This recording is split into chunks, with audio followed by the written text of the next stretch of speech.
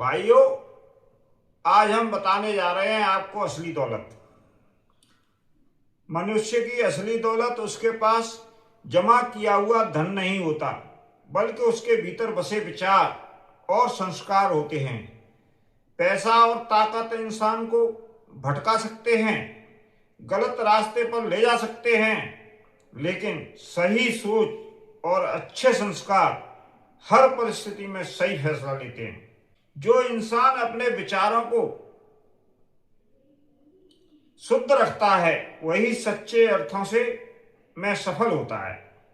अच्छे विचार न सिर्फ इंसान को नेक रास्ते पर चलाते हैं, बल्कि समाज के लिए अच्छा करने की प्रेरणा भी देते हैं, क्योंकि असल बीमारी दिल और सोच की होती है, जेब की नहीं। भाइयों, अच्छा लगे तो शेयर कमेंट जरूर करें।